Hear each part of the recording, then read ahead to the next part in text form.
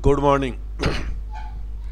Types of business ownership, यानी मालिकाना। अगर आप कोई बिजनेस चालू करते हो उसका मालिकाना कैसे तय होता है उसके बारे में बताया गया है। Introduction. If one is planning to start a business or is interested in expanding an existing one, an important decision relates to the choice of the form of organization. The most appropriate form is determined by weighing the advantage and disadvantage of each type of organization against one's own requirements. Various forms of business ownership.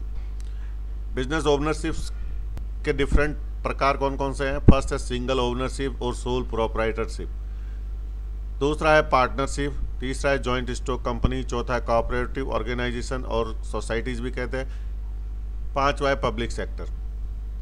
ये पांच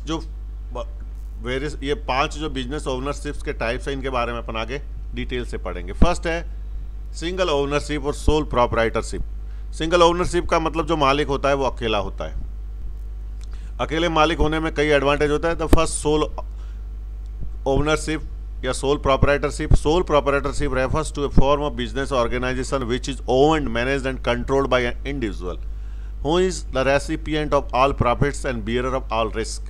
soul ownership में अकेला आदमी मालिक होता है जो सारा प्रॉफिट खुद एंजॉय करता है, और अगर रिस्क है तो उसको भी खुद को सहन करनी पड़ती है। घाटा है तो उसको खुद सहन करना पड़ेगा। This is evident from the term itself. The word sole implies only and proprietors refers to owner. Hence, a sole proprietor is the one who is the only owner of the business. इसमें sole proprietor अकेला पूरे enterprise का मालिक होता है। इसके क्या फायदे हैं सोल ओनरशिप के? Easy to establish at is does not require to complete any legal formality. आपको कोई लीगल फॉर्मेलिटी चालू करने की जरूरत नहीं है। आप अकेले बिना किसी की हेल्प के बिजनेस स्टार्ट कर सकते हैं, अपनी दुकान खोल सकते हैं। दूसरा है सिंप्लिसिटी ऑफ ऑर्गेनाइजेशन, बिल्कुल सिंपल है ऑर्गेनाइजेशन। थर्ड है expenses in starting the business are minimal, आप बिल्कुल छोटे पूंजी से भी बिजनेस स्टार्ट कर सकते हो अपना। चौथा है owner is free to make all decisions, मालिक मर्जी हो वैसा डिसीजन ले सकता है। This type of ownership is simple, easy to operate and extremely flexible. The owner enjoy all the profits and bear all the risk. Owner सारा profit enjoy करेगा और सारे रिस्क खुद सहन करेगा। There is great deal of personal motivation and incentive of to success. आपका business में आप पूरी एनर्जी लगा सकते हो, तो ये आपके लिए बहुत अच्छा पर्सनल मोटिवेशन का कारण भी बन सकता है, और आप इसमें अपनी सारी एनर्जी लगा सकते हो। किसी से आपका डिसीजन अकेले के पास रहता है, इसलिए किसी से सलाह लेने की ज़रूरत नहीं पड़ती आपको। आप कोई भी काम बिना किसी की सलाह के स्टार्ट कर सकते हो। नेक्स्ट पॉइंट है minimum legal restriction are associated with this form of ownership. कम से कम कानूनी पचड़े होते हैं इसमें। Owner can keep secrecy as regard the raw material used method of manufacturing. आप इसमें अकेले मालिक होते हैं, इसलिए आपके बिजनेस की सीक्रेसी यानी बिजनेस का जो गोपनीयता है वो रख सकते हो। Single ownership associate with the great ease with which the business can be discontinued.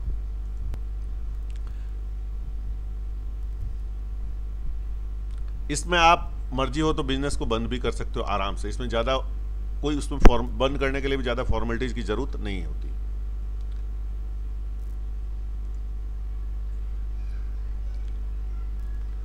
Limitations of single ownership. जो सिंगल ओनरशिप है उसके कई लिमिटेशंस होते हैं। वो क्या क्या है? लिमिटेड रिसोर्सेस, यानी आपके पास पूंजी लिमिटेड रहती है, रिसोर्सेज लिमिटेड रहता है। Limited life of business concern, आप जो बिजनेस का जो काम कर रहा है उसकी भी लाइफ लिमिटेड है, इसलिए बिजनेस भी लिमिटेड हो जाएगा, क्योंकि जो मालिक काम कर रहा है उसकी डेथ हो जाए तो बिजनेस खत्म हो जाएगा। अनलिमिटेड लायबिलिटीज, यानी आपकी जिम्मेदारी अनलिमिटेड है, यानी आपके बिजनेस में अगर घाटा हो गया तो आपके घर को भी नीलाम किया जा सकता है। लिमिटेड मैनेजरियल एबिलिटी, अकेला आदमी बिजनेस चलाता हो सकता है उसमें पूरा ज्ञान नहीं हो मैनेजमेंट का, तो ये भी चीज़ लिमिटेड। तो ये उसके कुछ लिमिटेशंस है। Though the sole proprietor suffers from various shortcomings, many entrepreneurs opt for this form of organisation because of its inherent advantage. It requires less amount of capital, it is the best suited for business which are carried out on small scale. Small scale पे काम करने के लिए जो business होते हैं small scale level के, उनके लिए सोल प्रोप्राइटरशिप का सबसे अच्छा ओनरशिप है। दूसरा होता है पार्टनरशिप। पार्टनरशिप क्या होती है? The inherent disadvantage of sole proprietorship in financing and managing and expending business paved the way for partnership as a viable option. जो सोल प्रोप्राइटरशिप के डिसएडवांटेज थे, जिसमें अपने पास पूंजी लिमिटेड थी, मैनेजिंग स्किल्स लिमिटेड थे, उसके लिए एक दूसरा जो ऑप्शन है वो partnership. Partnership serve as an answer to the needs of greater capital investment, varied skills and sharing of risk. Partnership the Indian partnership act 1932 defines partnership as, ये जो भारतीय पार्टनरशिप एक्ट था 1932 में बनाया था, उसके अंदर क्या डेफिनेशन दी है पार्टनरशिप की? The relation between persons who have agreed to share the profit of the business carried on by all or any one of them acting for all. यानी कि जो पर्सन्स है उनके बीच में ऐसा समझौता है, ऐसा रिलेशन है कि उसमें वो एक बिजनेस को मिलकर करते हैं या एक जना उनमें से दूसरों के लिए उस बिजनेस को करता है। Partnership are based upon a partnership agreement which is generally reduced to writing. It should cover all areas of this agreement among the partners. It should define the authority, right and duties of each partner. It should specify how profit and losses will be divided among the partners. Partnership को बनाने के लिए एक partnership deed होती है जो जिसमें सारी शर्तें लिखी जाती है, सारे क्या करना है और क्या नहीं करना है वो सब चीज़ उसमें रिटर्न होती है। नंबर ऑफ पार्टनर्स कितने हो सकते हैं? The minimum number of partners needed to start a partnership firm is 2। कम से कम 2 मिलकर एक पार्टनरशिप क्रिएट कर सकते हैं।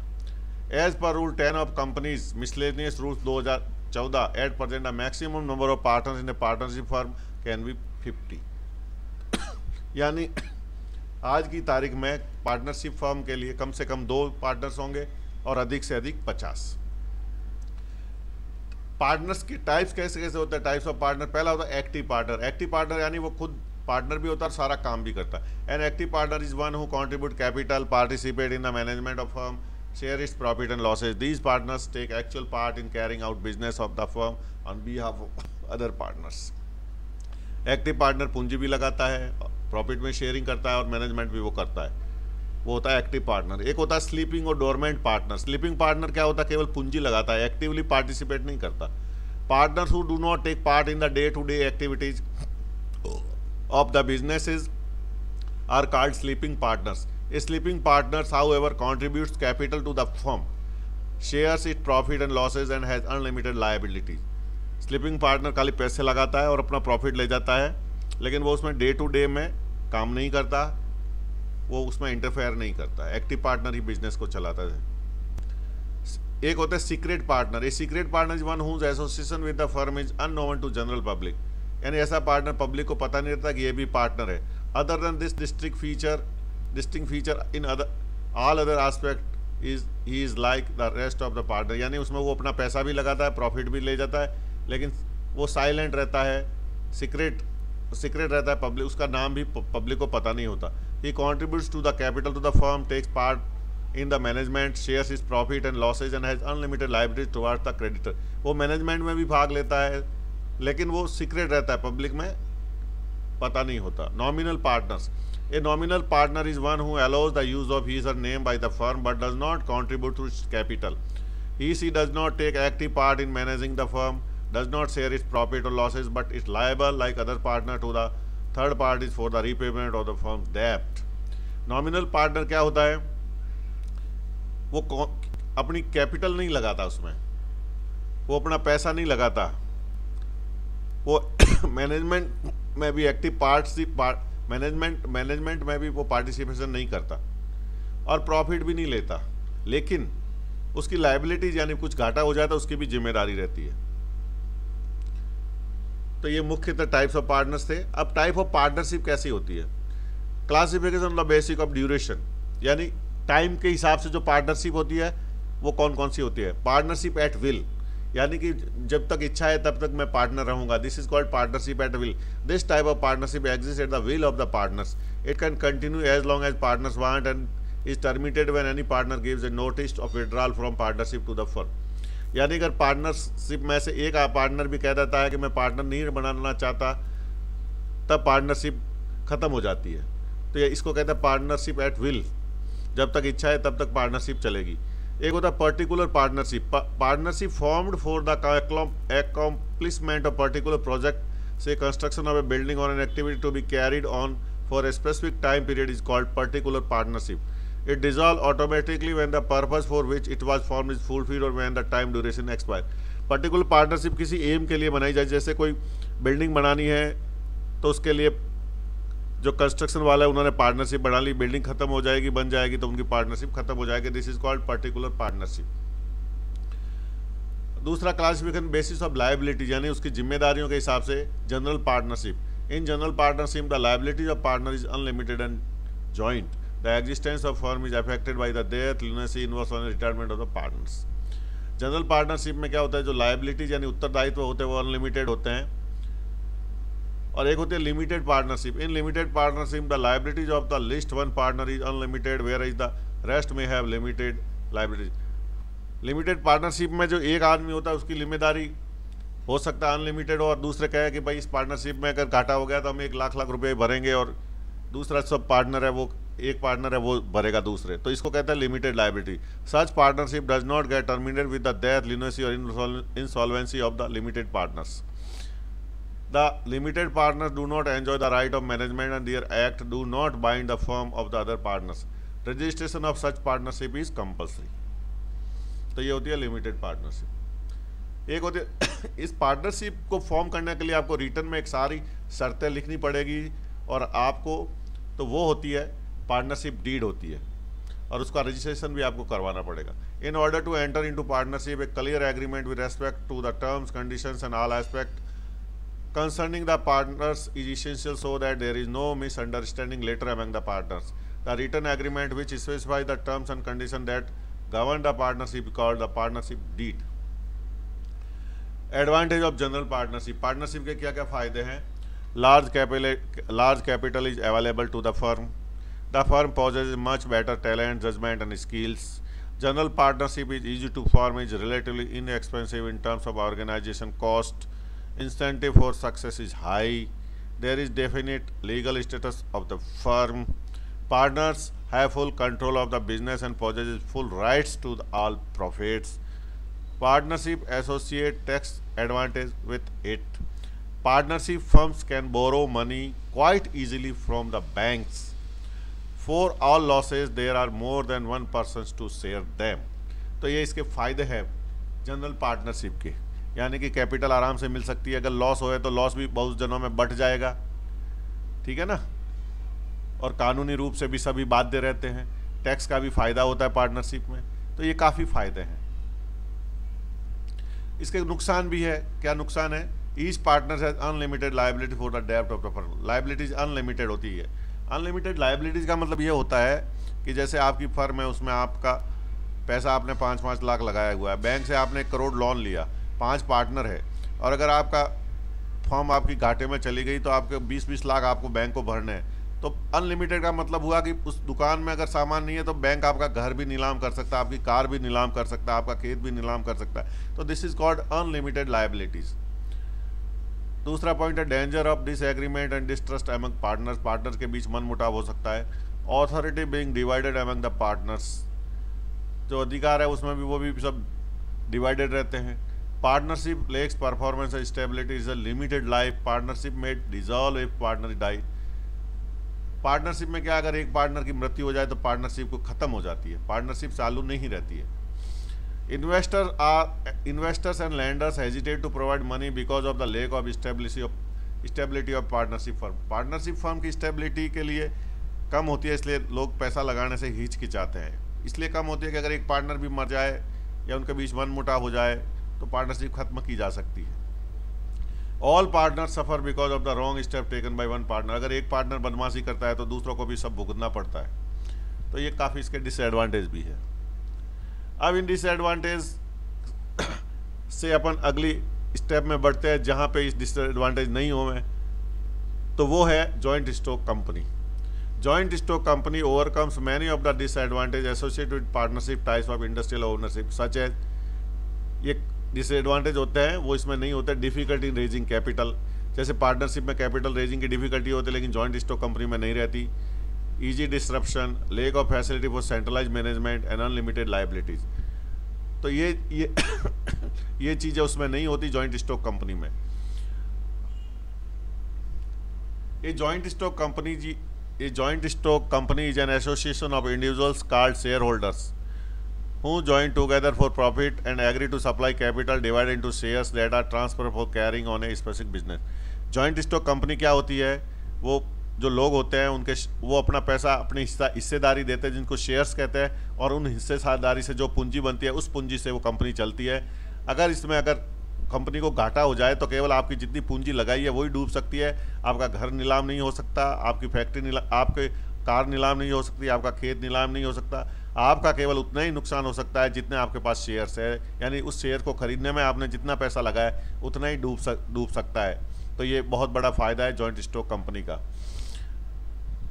आपने देखा होगा कुछ प्राइवेट लिमिटेड कंपनियां होती है, लिमिटेड लगाती है पीछे, और कुछ पब्लिक लिमिटेड जैसे रिलायंस लिमिटेड। तो लिमिटेड का मतलब ही होता है इसकी रिस्क लिमिटेड है। कितनी लिमिटेड है? जितना उसने पैसा शेयर में लगा रखा है उतनी उसकी रिस्क है, यानी कंपनी में जितना पैसा उसने लगा रखा है उतनी उसकी रिस्क है, इससे ज़्यादा उसकी रिस्क नहीं होती, इसलिए ये वर्ड लिमिटेड लगता है। डेथ, इंसॉल्वेंसी, डिसेबलमेंट और lunacy of the share holders does not affect the joint stock company. अगर किसी शेयर होल्डर की डेथ हो जाए, अगर दिवालिया हो जाए, कुछ भी हो जाए, तो ये जो जॉइंट स्टॉक कंपनी है उस पर कोई फ़र्क नहीं पड़ता है। A joint stock company consist of more than 20 persons for carrying any business other than a banking business. Joint stock company में अगर बैंकिंग बिजनेस के अलावा जो दूसरा बिजनेस है उसको चालू करने के लिए 20% चाहिए। These persons give a name to the company, mention the purpose for which it is formed, the state of the nature and the amount of capital to be issued, and submit the proposal to the registrar of companies. As a registrar issue a certificate in the connection, the company starts operating. The managing body of a joint stock company is board of directors elected by shareholders. इनको जो management होता है वो board of directors होते हैं joint stock company के, और ये शेयर होल्डर्स होते हैं वो चुनते हैं बोर्ड ऑफ डायरेक्टर्स को। द बोर्ड ऑफ डायरेक्टर्स क्या काम करते हैं? मेक पॉलिसीज बनाते हैं, डिसीजंस लेते हैं और कंपनी को एफिशिएंटली रन करते हैं। Make policies, take decisions and run the company efficiently. The liability of the members of the shareholders of a joint stock company is limited to that capital only of which they hold the shares. Finance is raised by issuing shares, debentures, bank loans from industrial and finance corporations. Joint stock company कितने तरह की होती है? There are two types of joint stock companies, private limited company and public limited company. मैंने आपको बताया private limited and public limited. What is private limited company? Private limited company में जो लाइबिलिटी तो इसमें लिमिटेड होती है, the liability of each shareholder और मेंबर इज लिमिटेड। वो पब्लिक लिमिटेड में भी लाइबिलिटीज लिमिटेड होती है। This means that if the company runs into loss the company shareholders are liable to sell their company shares to clear the डेब्ट और liability. The individual or personal assets of shareholders or members not at risk. Company को अगर घाटा हो जाए तो आपकी जो शेयर्स की पूंजी है वही डूबेगी, आपका घर या दूसरी सामान पे कोई रिस्क नहीं आएगी। दूसरा है private limited company restrict the right to transfer shares, avoid public to take up shares और डिबेंचर। प्राइवेट लिमिटेड कंपनी में जो शेयर्स होते हैं वो उनके मेंबर्स जो होते हैं ऑलरेडी जिनके पास स्टार्टिंग में कंपनी बना रहे जो मेंबर होता है उन्हीं मेंबर में वो बिकते या खरीदते हैं, दूसरी कोई जनरल पब्लिक शेयर्स को नहीं खरीद सकती, तो इसलिए इसको प्राइवेट लिमिटेड कहते हैं। इसमें जो मेंबर होते हैं प्राइवेट लिमिटेड कंपनी में कम से कम 2 चाहिए और अधिकतम 200 लोग चाहिए। 200 से ज़्यादा मेंबर नहीं हो सकते प्राइवेट लिमिटेड कंपनी में, और कम से कम 2। The company need not file document such as consent of directors, list of director etc with the registrar of joint stock companies. इसको ये चीज़ें कंपनी के रजिस्ट्रार को फाइल करने की जरूरत नहीं होती। The company need not obtain the registrar A certificate commencement of business. इसको रजिस्ट्रार से बिजनेस चालू करने का प्रमाण पत्र लेने की भी आवश्यकता नहीं है private limited company. The company need not circulate the balance sheet, profit and loss account among the members, but it should hold it's annual general meeting and place such financial statement in the meeting. Private limited company को ये member को circulate करने की जरूरत नहीं होती, लेकिन इनकी एक साल में एक मीटिंग रखी जाती है जिसमें इनको ये बताया जाता है। ए प्राइवेट कंपनी मस्ट गेट्स इस अकाउंट ऑडिटेड। इसके अकाउंट्स को ऑडिट करवाया जाना आवश्यक होता है। अब public limited company, public limited company का मतलब होता है आप ही उसके शेयर खरीद सकते हो, आप ही उसके शेयर होल्डर बन सकते हो, आप ही उसके हिस्सेदार बन सकते हो। तो उसकी जो पूंजी है उसको डिवाइड किया जाता है 2 रुपये में, 5 रुपये या 10 रुपये के, और वो शेयर फिर पब्लिक खरीदती है। In public limited company, the capital is collected from the public by issuing shares having small face value of rupees 2, 5 or 10. The number of shareholders should not be less than 7, but there is no limit to the maximum number. Public limited company में कम से कम 7 member होने चाहिए, 7 share holder होने चाहिए और अधिकतम की कोई सीमा नहीं है। A public limited company has to file with registrar of joint stock companies documents such as consent of directors, list of directors contract receipt along with the memorandum of association, articles of association. इसको registrar of companies के बाद सब ये चीज़ें file करनी पड़ती है। A public company has to issue a prospect to the public. इसको एक कंपनी को ये पब्लिक को प्रॉस्पेक्ट भी इशू करना पड़ता है पूंजी रेज करने से पहले। It can start only after receiving the certificate to commence business. ये अगर रजिस्ट्रार ऑफ कंपनी से सर्टिफिकेट मिलने के बाद ही स्टार्ट की जा सकती है इसका business. It has to hold a statutory meeting and to issue a statutory report to all members and also to the registrar within a certain period. निश्चित समय में इसको अपनी शेयर होल्डर्स की मीटिंग बुलानी पड़ती है और उस शेयर होल्डर्स को रिपोर्ट करनी पड़ती है, मेंबर्स को उसकी कंपनी की प्रॉफिट लॉस की रिपोर्ट देनी पड़ती है और रजिस्ट्रार ऑफ कंपनीज को भी निश्चित जो निर्धारित समय है उसमें इसकी रिपोर्ट देनी पड़ती है। There is no restriction on the transfer of shares. Transfer of share का कोई रेस्ट्रिक्शन नहीं है। आप किसी भी पब्लिक को आपकी हिस्सेदारी को बेच सकते हो, अपने उसके नाम शेयर ट्रांसफर करवा सकते हो। The public company must get it's account audited every year by registered auditor. इसके अकाउंट को हर साल रजिस्टर्ड ऑडिटर से ऑडिट करवाना जरूरी है। It has to send financial statement to all members and to the registrar. It has to hold a general meeting every year. हर साल इसको एक सामान्य जनरल मीटिंग बुलानी आवश्यक होती है पब्लिक लिमिटेड कंपनी। अब एडवांटेज क्या होता है जॉइंट स्टॉक कंपनीज का? A huge sum of money can be raise, करोड़ों रुपए रेज किए जा सकते हैं। बहुत बड़ा से बड़ा बिजनेस भी बनाया जा सकता है क्योंकि बहुत सारे शेयर होल्डर्स होते हैं करोड़ों की संख्या में, तो आप अरबों रुपए इकट्ठे करके बड़ा से बड़ा बिजनेस खड़ा कर सकते हैं। It associates limited liability with in it. आपकी लाइबिलिटी लिमिटेड होती है, यानी जितना शेयर में पैसा डाला उतनी लिमिटेड, और आपका प्रॉफिट अनलिमिटेड होता है लेकिन लाइबिलिटीज लिमिटेड होती है। Shares are transferable. आपको नहीं जचे तो आप शेयर किसी को बेच भी सकते हो। Companies life is not affected by the life death of share holders. किसी शेयर होल्डर की डेथ होने पे कंपनी बंद नहीं हो सकती। पार्टनरशिप में आपने देखा था कि एक पार्टनर की डेथ होने पे पार्टनरशिप खत्म हो जाती है, लेकिन इसमें ऐसा नहीं होता। Services of specialist can be obtain. बहुत बड़ी कंपनी होती है, बहुत फंड होता है, तो आप स्पेशलिस्ट की सर्विस भी ले सकते हैं। Company as the company associates with stability, efficiency, flexibility of management. तो इसके काफ़ी फायदे हैं, कुछ डिसएडवांटेज भी होते हैं। A good deal of legal format is required for the formation of a joint stock company.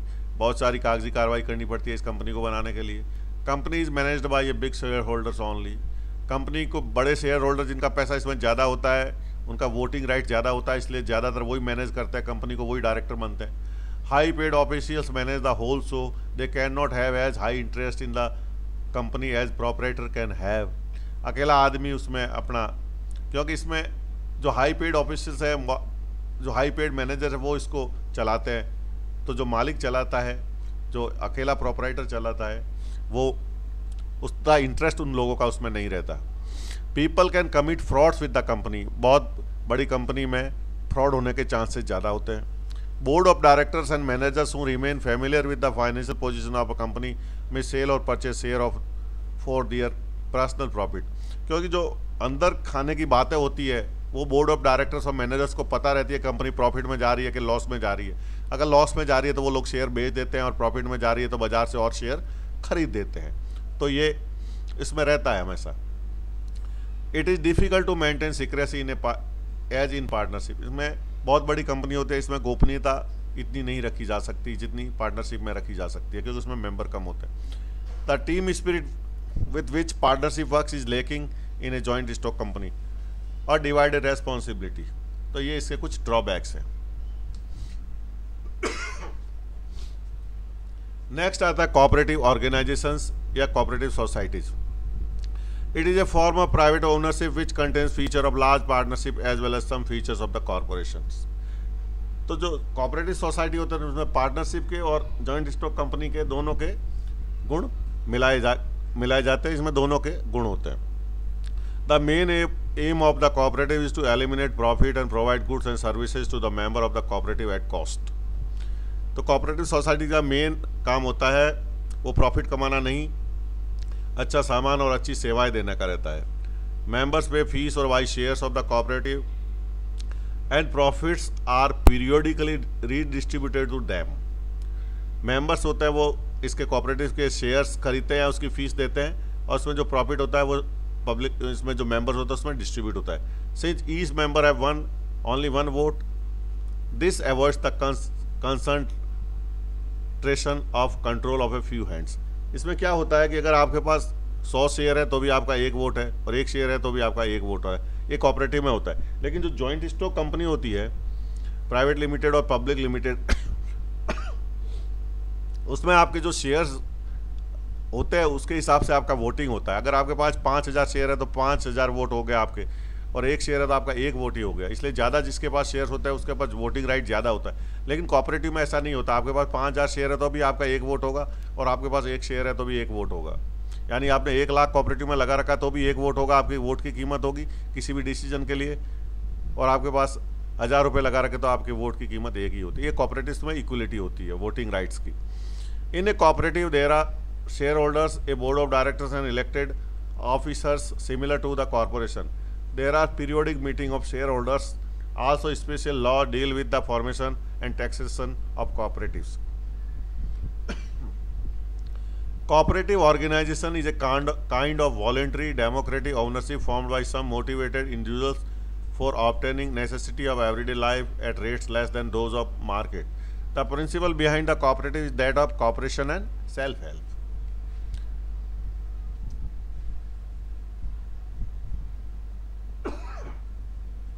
Forms of cooperative enterprises.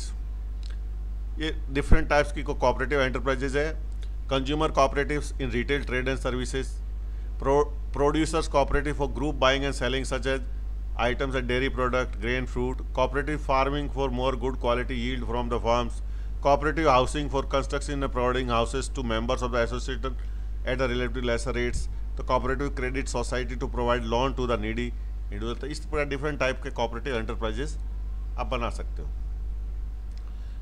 Advantage क्या होता है कोऑपरेटिव सोसाइटी का? Daily necessity of life can be made available at lower rates. It is democratic form of ownership. Overheads are reduced as members of the cooperative may render honorary service. It promotes cooperation, mutual assistant and idea of self help. The chance of large stock holding and black marketing are eliminated. No one person can make huge profits. Common man is benefited by cooperatives. Monetary help can be secured from government. Goods required can be purchased directly from the manufacturer and therefore can be sold at less rates. तो ये काफ़ी इसके advantage होते हैं. कुछ disadvantage भी होते हैं. वो है since the members of the cooperative manage the whole show, they may not be competent enough to make it a good success. Finance being limited, specialist service cannot be taken. Conflict may arise among the members on the issue of sharing responsibility and enjoying authorities. Members who are in position may try to take personal advantage. Members being in service may not be able to devote necessary attention and adequate time for supervising the works of the cooperative enterprise. So these are disadvantages. Last आपका आता है public sector. Public sector का मतलब होता है जो कंपनियां सरकार चलाती है उनको कहते हैं public sector. A public enterprise is one that is own by the state, manage by the state or own and manage by the state. State का मतलब सरकार. जो सरकार के द्वारा मालिकाना हक इसका है या जो सरकार मैनेज करती है या मैनेज और मालिकाना हक दोनों का सरकार के पास है, उसको कहते हैं पब्लिक सेक्टर. जैसे आपके रेलवे है, ये पब्लिक सेक्टर है. यस, स्टेट बैंक है, ये पब्लिक सेक्टर का बैंक है. Punjab national bank public sector का बैंक है. भारत हैवी इलेक्ट्रिकल्स बेल है, पब्लिक सेक्टर की कंपनी है. BSNL पब्लिक सेक्टर का है. कोल इंडिया लिमिटेड पब्लिक सेक्टर का है. ONGC पब्लिक सेक्टर का है. इंडियन ऑयल पब्लिक सेक्टर का है. तो these are public sector companies. The sector of public enterprise is popularly known as public sector. Public enterprises are controlled and operated by the government either solely or in association with private enterprise.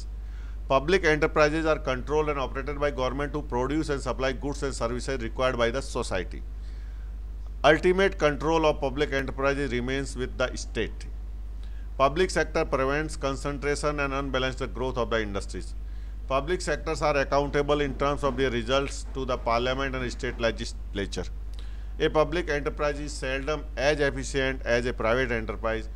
Wastage and inefficiency can be seldom be reduced to a minimum. Public sector का objective क्या है, public sector को क्यों बनाया गया, इसे देखिए। To provide basic infrastructure facility for the growth of the economy. Public sector इसलिए बनाया गया कि बेसिक फैसिलिटी या बेसिक इंफ्रास्ट्रक्चर को बढ़ाया जाए। To promote rapid economic development, आर्थिक विकास को तेजी दी जाए, गति दी जाए। To undertake economic activity strategically important for the growth of country which is left to private initiative would distort the national objective. यानी कुछ ऐसी चीज़ें जिनको ग्रोथ दी जाए वो प्राइवेट में सही नहीं हो सकती, जैसे रेलवे है, ऐसी चीज़ों के लिए इसलिए पब्लिक सेक्टर का फॉर्मेशन हुआ। To have balance the regional development even dispersal of economic activity throughout the country, पूरे देश में समान रूप से विकास किया जाए। To avoid concentration of economic power in few hands, कुछ लोगों के हाथ में ही नहीं रहे सारी चीज़ें। To create employment opportunity on an increasing scale, रोजगार की संभावनाएं बढ़ाई जाए। To earn foreign exchange in order to export communities not available in country, petroleum, oil, sophisticated weapons system ETC, ऐसी चीज़ें बना के एक्सपोर्ट की जाए और फॉरेन करेंसी कमाई जाए, इसके लिए भी पब्लिक सेक्टर का गठन बनाई। To look after well being and welfare of public के वेलफेयर के लिए भी पब्लिक सेक्टर का गठन किया गया। To minimise exploitation of workers and consumers, workers और कंज्यूमर का शोषण नहीं हुए, इसके लिए भी पब्लिक सेक्टर बनाएगी। तो ये रीज़न थे पब्लिक सेक्टर को बनाने के। पब्लिक सेक्टर के मेरिट्स यानी गुण क्या है, अच्छी चीज़ें क्या है। Public sector helps in growth of those industries which require huge amount of capital and which can not flourish under the private sector.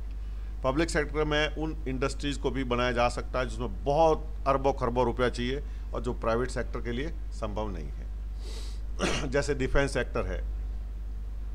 Public sector helps in the implementation of economic plans and enables them to reach the target of achievement within a prescribed period by taking initiative in the establishment of industries of its own accord. Due to the absence of project motive in the public sector, the consumers are benefited by greater, better and cheaper products. Public enterprise prevent the concentration of wealth in the hands of few and paves the way of equitable distribution of wealth among different sections of community. Public enterprise encourages industrial growth of underdeveloped region in the country. Profit earned by public sector may be used for the general welfare of the community. Public sector offers equitable employment opportunity to all. There is no discrimination as may be in private sector. Capital, raw material, fuel, power and transport are easily made available to them. कुछ demerits भी हैं, कुछ उसके नुकसान भी है। Public sector can rarely attain the efficiency of a private enterprises. Wastage and inefficiency can seldom be reduced to minimum. Public sector में efficiency कम होती है, कई का पब्लिक सेक्टर इसके कारण घाटे में। Due to heavy administrative expenses state enterprises are mostly run at loss leading to additional burden of taxation on the people. Public sector काफ़ी घाटे में चल रही है जिसके कारण टैक्स पेयर पे अलग से बोझ पड़ता है। There is too much interference by government and politicians in the internal affairs of the public enterprise as a result inefficiency increases. इसमें पॉलिटिशियंस और सरकार का बहुत इंटरफेरेंस रहता है जिसके कारण इनकी एफिशिएंसी बढ़ जाती है। Delay in decisions is a very common phenomena in public enterprise. कोई डिसीजन लेना तो बहुत डिले हो जाता है क्योंकि आपको ऊपर के लेवल के सरकार के लेवल से उस पर डिसीजन लेना पड़ता है। इनकम्पिटेंट पर्सनस में ऑक्यूपाई हाई लेवल्स, अयोग्य लोग भी ऊंचे पदों पे उसमें बैठ सकते हैं। Workers unlike in private concerns shirk work, इतना काम वो नहीं कर सकते जितना प्राइवेट सेक्टर में काम करते हैं प्राइवेट वर्कर्स करते हैं। प्राइवेट सेक्टर के मेरिट्स, जो प्राइवेट सेक्टर है उसके क्या अच्छी बातें हैं। The magnitude of profit incurred is high, private sector में प्रॉफिट बहुत हाई होता है। The efficiency of private enterprise high, उनकी एफिशिएंसी भी बहुत हाई होती है। Wastage of material labour is minimum, material और लेबर का मिनिमम वेस्टेज होता है। Decision making is very prompt, बहुत जल्दी वो डिसीजन ले सकते हैं। जैसे आपने देखा होगा जियो लाया, ये मुकेश अंबानी रिलायंस इंडस्ट्री ने कितना जल्दी डिसीजन लिया और पूरे देश में इसने जियो फैला दिया। और BSNL देख रहे हैं ये ढंग से 4G भी नहीं इम्प्लीमेंट कर सका क्योंकि ऊपर के लेवल पे डिसीजंस हुए ही नहीं। और ये रिलायंस जियो अभी 5G की बात कर रहा है। There is no interference in its internal affairs by politicians और गवर्नमेंट। प्राइवेट सेक्टर में पॉलिटिशियन गवर्नमेंट का कोई इंटरनल अफेयर्स यानी कोई डिस्टर्बेंस नहीं होता। प्राइवेट सेक्टर में competent person occupy high levels, जो योग्य होता है उसको ऊंचे पद पे बिठाते हैं, अयोग्य को नहीं। कुछ उसके डीमेरिट्स भी हैं, वो क्या क्या है? There is exploitation motive, the workers and the consumers may not receive fair deal.